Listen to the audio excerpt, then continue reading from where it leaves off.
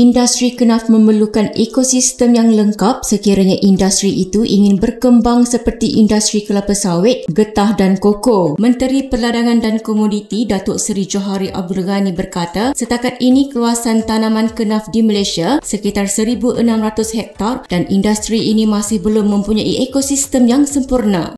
Jadi kalau kita nak berjaya dalam komoditi kenaf ini, dia memerlukan the entire ekosistem, maknanya tanah dan kilang proses hingga sampai kepada apa targeted produk yang kita nak buat daripada kenaf ni. So sekarang ni macam-macam lah, kenaf ni boleh buat macam-macam, tapi nak buat macam-macam ni dia kena ada skill. Kalau tak ada skill susah nak bangunkan.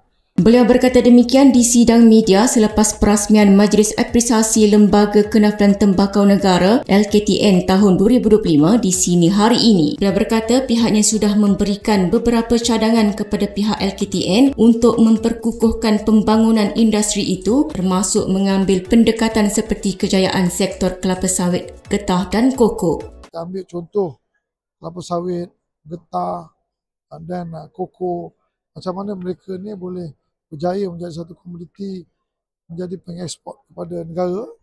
Di kenaf ni dia belum sampai kat tahap tu lagi. So jadi kita suruh tengok dia proses tu lah. Dan banyak benda lah kita nak tengok.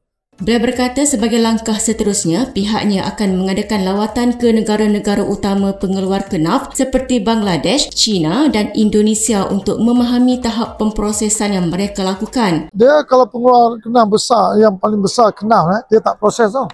Dia buat ni very simple proses. Dia Bangladesh,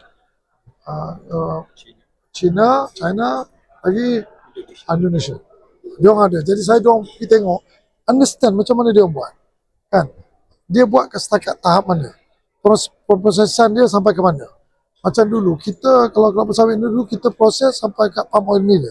Tapi later kita tak ada buat, kita tak export crude, kita buat refinery, lepas tu kita buat oleochemical. So jadi proses itu menyebabkan hari ini kita almost zero kita punya export of CPO. Semua proses. So macam kenaf dia long way to go. So nanti kita tengok dulu lah macam mana.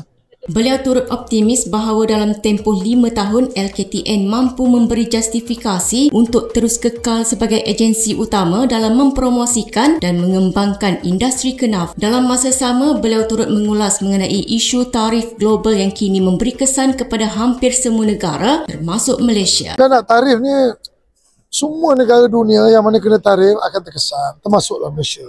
Kalau cakap kita tak terkesan tak boleh. Cuma kita ni kena 10% campur 24%.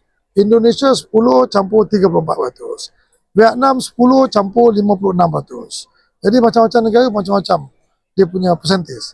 So kita kena 10 plus 24%. 24% tu untuk 90 hari ni tak kena apa-apa. Cuma 10% saja. Jadi kita tengah bincang lah. Tengah bincang. Jadi kita negara kecil, penduduk kita tak masalah. Jadi kita bincang negara macam Amerika ni, kita kena pandai lah macam mana bincang. Nik Nur Zaki Abdullah bersama juru kamera Izzatul Sanusi, iMiracle TV.